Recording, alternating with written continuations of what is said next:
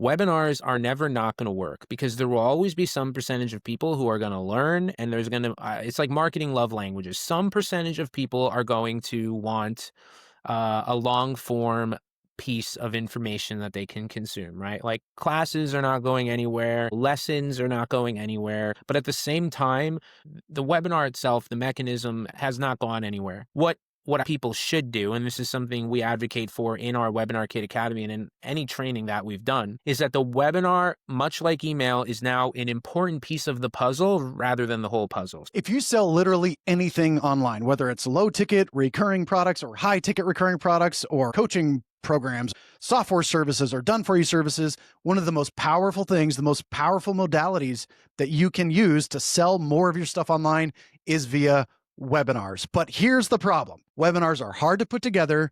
They're hard to optimize. They're hard to build from scratch, especially if you've never done it. And certainly long form presentations can bring in clients and customers at scale and people that are steeply indoctrinated, very excited to buy your products. But there is a lot of nuance to this conversation. So I had to pull in my good friend, Stefan, who is the founder of WebinarKit. And we've known each other for several years. So I had to bring him on to talk about launching a SaaS, an AI SaaS platform, but also about the strategies to actually sell your stuff via webinars. So we're going to crack this nut open and reveal everything good, bad, and in between. So first of all, welcome to the show. Thanks for joining us here on Retention Effect. Thanks for having me. Really appreciate it. All right, we're going to dive in quick to the backstory here. You launched WebinarKit as the de facto solution for people to easily get into building webinars. And prior to that, really webinars were extremely complicated, very technical, hard to run, and it was just out of reach. It was like a very high barrier for people to get into this. Tell us straight up, why did you launch WebinarKit and why are you so passionate about webinars in the first place? Yeah, great question. Before WebinarKit, so this is before 2020, I was using webinars in my own business. I actually used to be a mechanical engineer, left that and started making money for myself online. Obviously, I wanted to quit my 9 to 5 and do other things that allowed me to travel and make money from the internet. And one of the things that worked really well for me in my businesses was using webinars to sell various different products. I used it to sell courses, coaching programs, and agency services. And at the time, I was really interested in how do I automate? And this was probably back in like 2017 and 2019. I was using webinars, I was doing live webinars, but I wanted to figure out how can I really leverage the power of webinars with automation. And so eventually I was talking to a friend of mine who was a software engineer, and he saw what I was doing. He was interested in the entrepreneurial space, and he said, I was complaining to him about all of the problems with these webinar software, especially automated webinar software, because at the time, the big thing was a lot of these automated webinar software, you signed up for a session and then you go into the room to watch the session and you still have to press play. And I remember thinking to myself, this is just a glorified video player. And for those who are watching who might not understand what I'm saying, like when we say webinars, kind of like Jordo said, like it's sales webinars that people are watching. And then the goal is to get them to know, like, and trust you enough to buy whatever it is that you're selling at the end of the webinar. And long form works amazingly. So an automated webinar is just someone showing up to the landing page, looking that they could sign up for the course or the workshop or whatever you're calling it, and being able to watch it on demand, basically. Think of like a Netflix model versus like live TV. So automated webinars circa 2017 to 2019, the software out there, they just basically were glorified video players. And I remember thinking to myself, these are horrible. And that's when my business partner now came to me and said, why don't we just build something better that's more modern, that actually autoplays? And so we launched WebinarKit in January of 2020. Turns out that was an amazing time to launch a webinar software because we were heading into the pandemic and everyone was online doing webinars. I mean, Zoom stock during that time, if you remember, went like through the roof, right? So it was a good time to be virtual. And basically, you know, the platform has evolved over the last 5 years. And obviously with AI becoming super prominent now, the big focus and the big shift that we've made is focusing on how can we leverage AI to help our people, you know, succeed with webinars. And it Ties in for two reasons, really. First reason is there's, you've probably heard the term trust recession. There's a massive trust recession right now. I think with all of the AI content, the ability to stand out and build trust is going to be more important than ever. And as you said, long form content, which is what a webinar is, that's going to be one of the best mediums to stand out from other people who are just all able to now put out short form content. So we wanted to build something that was going to make webinars much easier. And I was really thinking about it. And I'm like, okay, we've solved the automation problem for people who already have webinars. But what about the people who don't have a webinar? Like you said, these things are hard to make, right? Traditionally, even for me, I used to hate making webinars. It would take me 6 months just to bang one out. And, for the average person who might not be experienced with marketing, but they want to leverage webinars as a sales tool to sell whatever they're selling, we needed to figure out a way to make it easier. And so we've really leaned into AI over the last 6 months, especially. And we've rolled out what we call the AI Creator Suite, where we focus on allowing anyone to paste a little bit of information about their offer or just directly linking their website.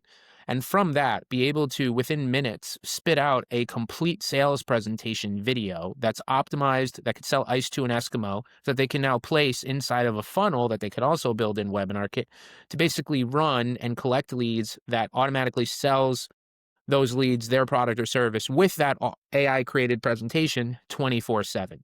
That's basically where we're at now. And we've really leaned into the AI webinars because I was thinking about, I'm like, what's the biggest reason someone doesn't run a webinar? Because they don't have one. And that's really what I've seen the biggest barrier to entry. The second biggest barrier to entry is they don't want to record anything. So what we've done is we've made it so you don't have to do either one of those. You could press some buttons and have a sales presentation with an AI avatar that's either a clone of you or a stock one, doing the voice, doing the video, and be done with it. So that's kind of where we are today. Hey, are you offering subscriptions or high ticket payment plans in your business? Well, I know for a fact the number one problem that you're going to be facing is churn or retention overall. You and no one on your team wants to be dealing with this. It's difficult, it's time consuming, and to build these systems for high retention is extremely hard. That's why we exist here at Ravato. We're a fully done for you service where we install into your existing systems. You have no changes to your product, your price points, your internal teams. There's no new hires. And we literally go out and recover failed payments, renegotiate payment plans with your customers, and even deflect hard cancellary requests. We're entirely performance based. So we don't even have anything to sell you. You literally don't pay us a penny until after we've won back some of your at risk customers. Want to invite you to a demo with us? Get information on the link down below. It was a little bit of a mouthful, but It's incredible, like how you're competing in a very competitive space. I mean, there's some of the top dogs who are really into webinars. They've built their own platforms. They've syndicated that across JV partnerships to really make some of the well-known names in the space. But you are the only one that I'm aware of. I could be wrong. Someone check me in the comments. But you're one of the only ones who's really leaning in hard to AI, where a lot of those systems, yeah, you can automate. You can do like the traditionally what again, if you guys are just starting out and you're unfamiliar with webinars, you'll often do one presentation live where you'll actually produce it. You might do it multiple times to get it done really well, but then you'll automate that to do it as live, being that people could watch essentially a replay that feels like the first time doing it live. And we both have common friends and colleagues who are crushing it with webinars right now by leveraging a lot of automation once that sales pitch is really dialed in. But you're one of the only platforms and really the thought leaders in the space, I think, that are leaning so far into making it accessible for people to automate webinars with AI, even if you're terrified of showing up on camera. So my big question here now is, if someone's never run a webinar, even if you're a more sophisticated entrepreneur, let's say that someone has a SaaS platform. Maybe it's some kind of an AI tool or some kind of a SaaS product that's like $50, and they come to you and I, and they're like, "All right, Stefan, I want to do a webinar. I sell a $50 per month product. Where do I start? What do I do?" If you were to give the 60-second rundown of where should a person who has no idea what they're doing at all, maybe they're willing to show up on camera, but they're like, from a strategic perspective, how do I sell more $50 per month subscriptions via a webinar? What would you say to them? be your website link, go into the WebinarKit AI Creator Suite, paste your link, spit out a webinar script, make your final edits, take you 3 minutes if you like the output, go into the slide builder. It'll generate a high converting slide deck off of that script. make your edits, whatever you want to change. Maybe you tweak it a little bit. It'll be 95% of the way there. Take that, go into the video section, upload your own video avatar that you'll make in HeyGen, or just use a stock avatar and voice. Generate the video. You now have a sales presentation. Upload it into WebinarKit funnel builder. That'll take you 5 minutes. You create a landing page that says, "Come watch how to." If it's like an AI software, how AI is changing the content game and how you could 5x your business with content and AI without doing anything, whatever. Invite people to that. And if I was a SaaS company, I would put that as a little widget in the bottom left-hand corner of my website. And just like that, I've probably increased my lead flow, increased my conversions. I'm going to have more people coming into my audience, and I'm going to have more educated people who know, like, and trust me. That's the low-hanging fruit. That's something every business can do. You could do that in the inside of 30 minutes from start to finish with WebinarKit. And that's what I love about this topic, and why I am voting for your vision of this is that decreasing that barrier of entry is so critical to do. And we're talking about doing this in hours instead of days or weeks, or in as you mentioned previously, months in some scenarios. Now, if someone gets that up and running and they're like, "Hey, I got it live," they start to send people in. What do they do from there to kind of optimize? What's your strategies that you give people as far as saying, all right, you want to go sell more stuff? Are there offer changes, or should I sell annualized plans? Should I sell a coaching element to that? How do I move from being like a low ticket subscription type of model to selling something that's a lot more higher value, higher AOV, or even improving our LTV numbers by changing some of our strategy or our pitch?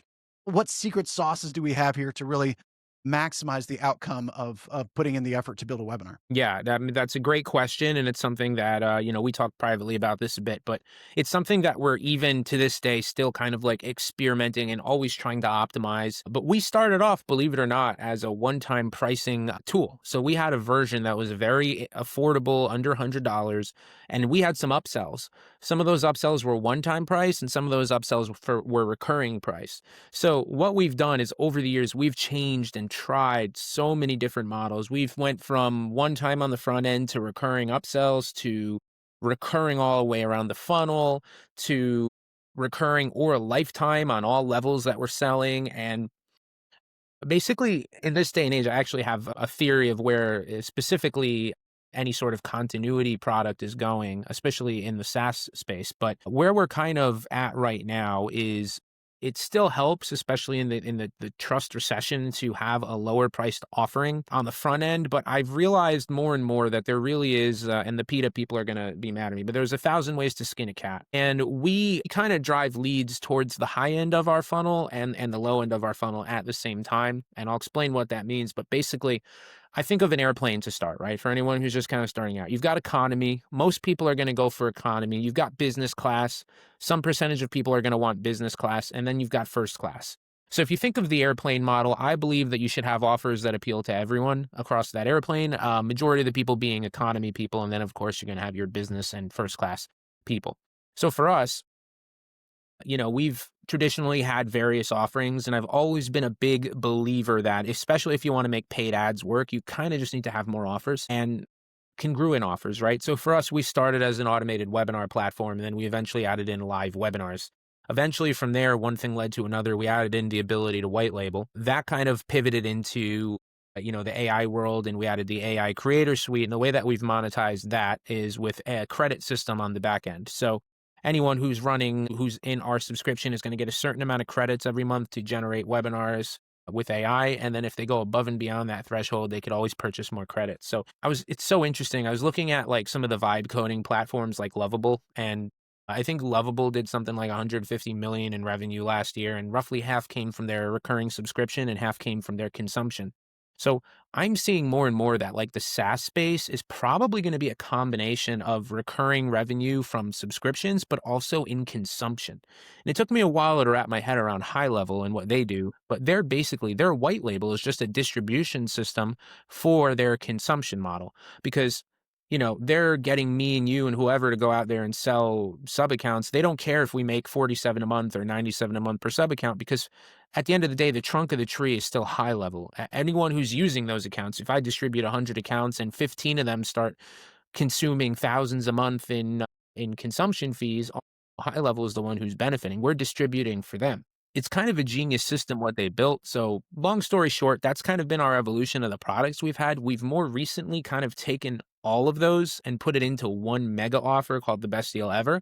And that's been more where our direction has kind of been heading. And that was a more expensive offering that kind of just gave people what we classify as a fast track. So it's kind of like all in one. You get the AI suite, you get all of the software tools unlocked. It comes with some level of consulting and coaching, private group courses, and it's really there for the people who want the whole thing and want to just get moving with the fast track. But at the same time, right, if that's a I kind of classify that as our business class offering, right? Our economy offerings are still WebinarKit for automated webinars and then live webinars. So those are dollar trials that, people can get. Ironically, actually, I got this idea from you a couple years ago, but our best deal ever is a skip trial offer. So it's its own offer, but it's on its own page, but it's basically skip the trial and get all these extra things for an amazing deal. So thank you for that. But basically, more or less, we've got the dollar trials and we've got the best deal ever, and we drive traffic to both. And there's a place for both in the funnel right now. And those high ticket sales, every time one of them comes in, it just liquidates so well into ads to allow for more trials through the system. And then a lot of the trial people that aren't ready to go spend a few $1,000s on a lifetime deal for best deal ever, no, they're eventually going to come in, they're going to do recurring revenue, and they're going to upgrade. So I like to think we've kind of hit the middle of the market and the bottom of the market. Top of the market, like most expensive products, first class is another conversation. And what we do is we just refer out for those services. But more or less, that's kind of how we've structured the business. And it seems to be working pretty well for us right now, and that's kind of direction we're going in. But where I see especially us going, especially with bringing back a lifetime deal, is seeing the consumption as going to be a huge part of the business model moving forward. Because when someone comes in for a lifetime deal of our best deal ever, they're getting white label access as well. So if they distribute 100 sub accounts, those sub accounts now have the ability to generate consumption revenue through the AI tools. So we're not actually as worried about the fact that some percentage of our sales are lifetimes, especially when we saw that, diving into numbers a little bit, our lifetime revenue was somewhere around $600 or $700 per customer. And I'm like, well, if we get 3,000 up front for a lifetime deal, isn't that better than a lifetime value of 600 to 700, especially if we've monetized it in a strategic way? So we're playing with that. I mean, I think it's an ongoing game of testing, and especially when you're bootstrapped and you're kind of playing with different things. But I will say, in October, when we first rolled out this change, we saw one of the highest returns on ad spend that we've had since inception. So I think that we are kind of continuously fine tuning and heading in the right direction on these things.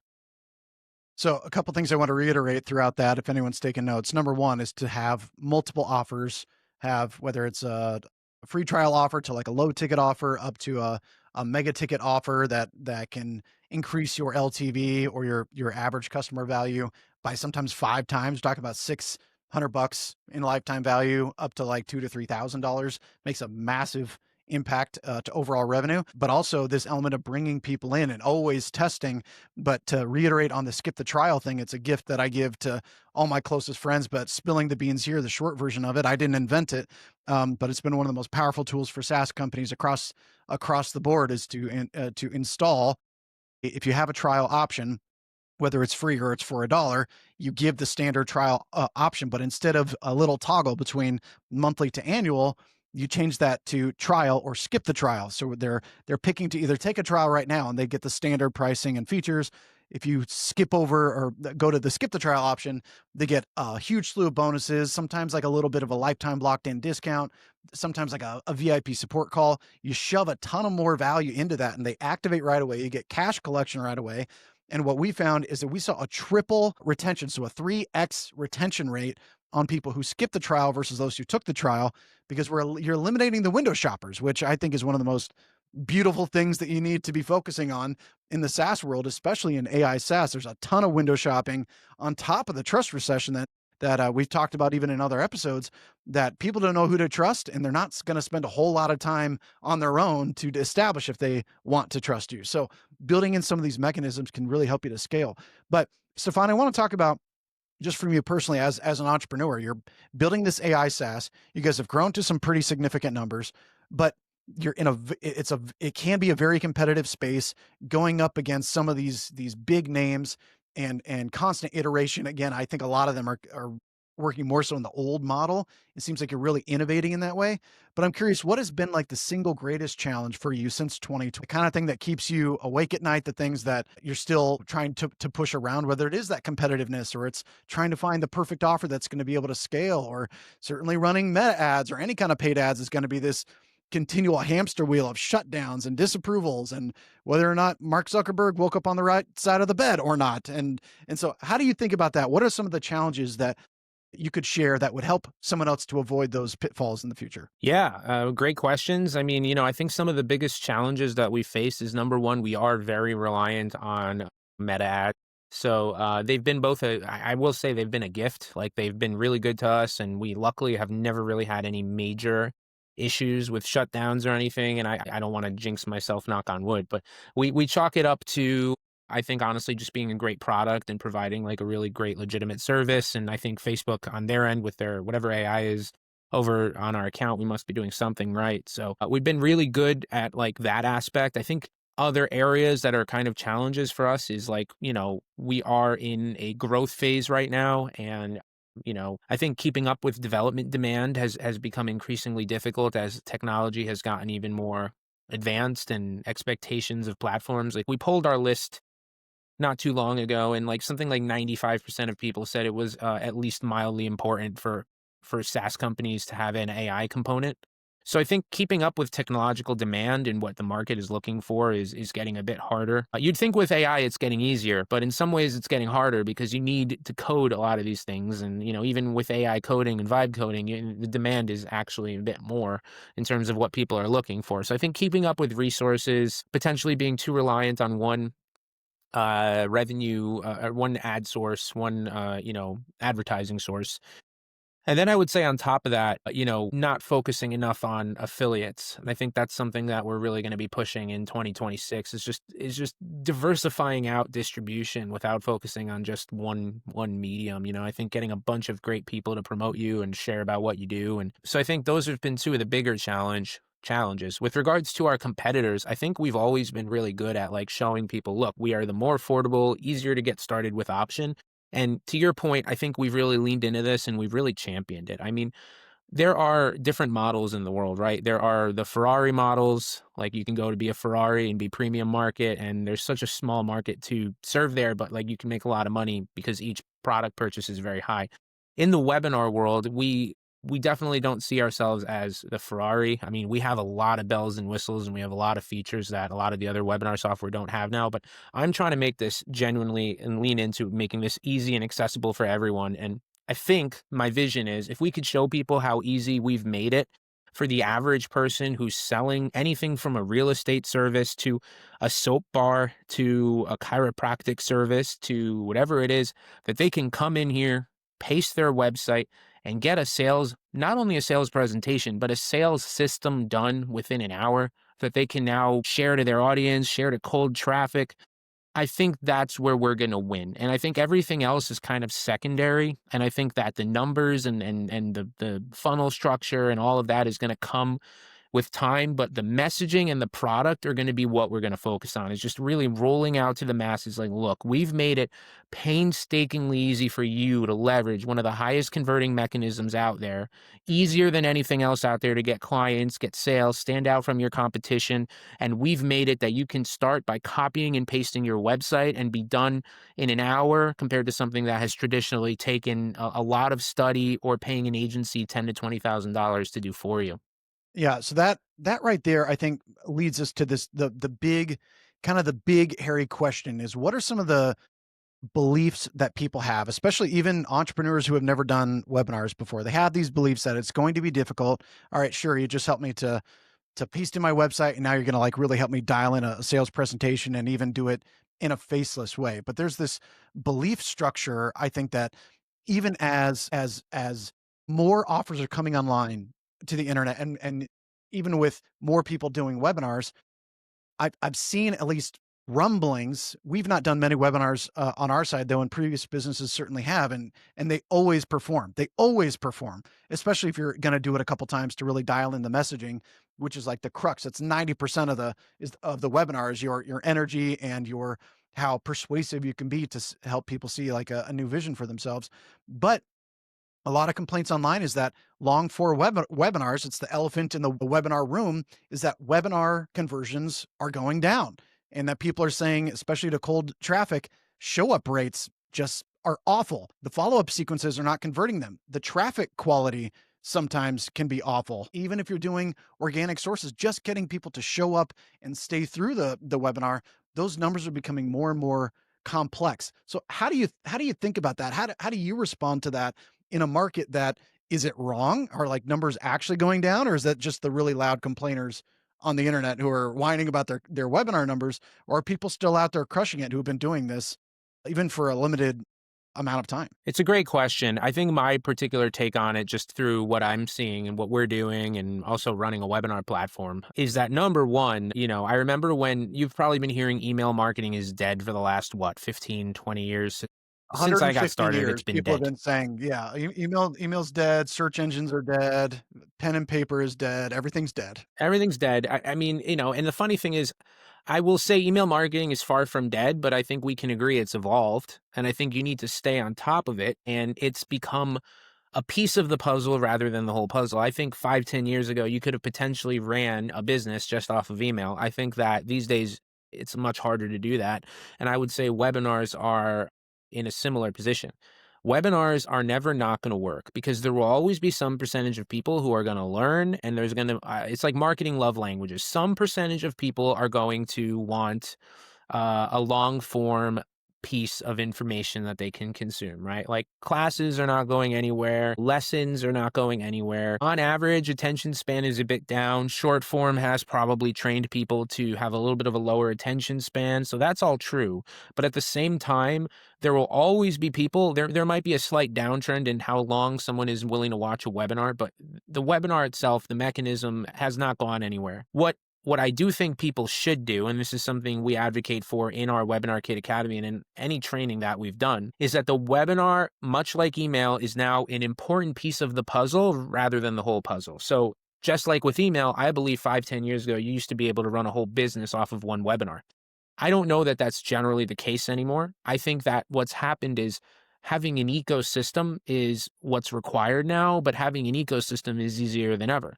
So when I say that, what I mean is that, you're going to be sending emails in your business. You're going to be running webinars in your business. But what do you have on the big picture that's going to allow you to succeed? So with that webinar, I still believe you need to be sending people into that automated webinar. But how do you then take that and pair it with a couple of other things that are going to guarantee the success of that webinar as the primary thing at that point in your funnel that's trying to convert people? Number one, retarget all of the attendees to a PDF version of the webinar. Super easy. You could run a $5 a day ad, especially if this is something that's on your website. Maybe you're running search traffic to your website and you have an automated webinar on there and you're collecting leads. Target at $5 a day to anyone who said, hey, like I saw you didn't complete the webinar. Well, I've got a PDF version. DM me below or go here to get the PDF version. That's one thing you could do, and that's hitting a different love language, right? For the people who might not have the time or the attention span for a long form, give it to them in a PDF form. It's the same kind of idea, same kind of conversion mechanism, same structure, but in PDF form. You can go make that in AI. You could go to AI, upload your slide deck that you made in WebinarKit, go to ChatGPT and say, give me a PDF version of my webinar. It'll do it. It'll give you the copy and say for Gamma, give me the PDF version of my webinar for Gamma, and then it'll spit out the copy. You go paste it in Gamma. You've got a PDF now. That's exactly what we did. The second thing is you can turn it into a 5-minute video sales letter or a 10-minute recap video for the people who don't want to watch the whole thing. That could be in your follow-up series. It could be in your retargeting ads. That's the next thing that you're going to do. The other thing that you should do, and this is something we do every 3 to 4 weeks, and I call it the cleanup of the warm audience, is we run some sort of live webinar, whether that's a demo webinar or we can call it a town hall or whatever you want to call it. We just run that every 3 to 4 weeks, and that tends to activate and convert the people who have come into your warm audience, but for whatever reason, they haven't taken any action yet. So that's kind of what we do. And I think as long as you focus on the ecosystem, like you're going to clean up. It's just a matter of focusing on those things. And that's how you're going to get a return on ad spend. I think everyone's always trying to get a return on ad spend by focusing on what kind of revenue can I generate in the first 2 weeks. I'm looking years out. I want to build the audience that I could just keep tapping that audience, and whether I want to put out a new 3-day promo or promote an affiliate promo or put out a new product that we want to test or email my whole list about our new consumption model, or I'm doing another live webinar with another special, or let them know about Black Friday every year. I'm constantly building my warm audience, and that warm audience is going to be the thing that's going to continuously bring revenue. And because of that, we've had a 9x ROI on ads over the years casually. Like I'm not in there every day testing, oh, what's my metric today? Am I of 10.76% conversion versus 10.34? Like I'm sure if I optimized and my team was focused more on that, we'd have even better results. But just by understanding the big picture and that ecosystem that I mentioned, we're at a casual 9x over our ad spend to our returns. And that's with just, you know, again, understanding it at a high level. So that's really what I preach in business and what I try to focus on. Boy, I think I want to put a pin into that note because you're right. It was many years ago. People thought you could launch a webinar, you sell it, and it's done. And if you didn't sell anything during that webinar back then, when these were just like really getting popular, you were a complete failure. If you didn't sell right there and you didn't right. But now it's much more so. People are realizing, as our common friend Onyx says, extend the funnel. So continue to not only mention the various ecosystem or methodologies by which people can consume it, whether it be like text-based or like even a one-on-one demo base, giving people multiple options by which to consume that information, short form, long form, or in between, but then ultimately tracking over time, what is that customer worth to you, not just from this individual campaign as a bucket, but or even this individual presentation. What is it over time? And then I think that's a way better way to go about tracking things. And everyone's worried about like, oh no, I'm at 0.5 ROAS, kill the campaign. And I always say, well, how long did you let it run? Like, how long did you continue to push and follow up with people? Again, there's that old rule that you have to have 7 touch points before a sale happens, but now current studies are saying it's closer to 21 to 30 touch points before someone actually buys. And then what is that customer worth to you over time? So I think these are critical notes, to mention here. I'd say if you were to take, if I were to give you 30 seconds and you're going to speak to an entrepreneur and they're like, I believe webinars can work, they've got a product, and you have to give them some advice that's going to help them to radically move forward in this direction and actually crush it, and scale their company exclusively using webinars, and you only got 30 seconds to give them sage advice, and you never got to speak to them again or give them any advice. What do you say in 30 seconds that would inspire someone to dive into the world of webinars? Start running more webinars. Have an automated webinar running 24 to your audience, and then run more live webinars on top of that. I don't care if you rotate between a live webinar that sells your product directly to a live webinar that pitches the affiliate program about your product to the people who are interested in that, but just rotate through a 24/7 automated webinar and then continuously do live webinars if that's the only thing you're able to do. Do more of I don't it, know if that do was it 30 more seconds. often, and then continue to track it over time. Stefan, this is awesome. This is way too short of a conversation for us to cover everything webinar, so we're going to have you back for a longer form conversation, certainly. If you could, just really quick, we're going to have a bunch of show notes down below for you guys to go find more about WebinarKit. Again, get in there, go paste your website link, and go see what the system spits out for you. Actually start to run it. Just get the wheels turning. It's never been more affordable or more accessible. And I believe this deeply about WebinarKit. It's never been easier to get into the world of doing this. And it could be the primary channel by which you're able to not only get new customers and sales, but also more lifetime value and customers that trust you in this trust recession that we're in.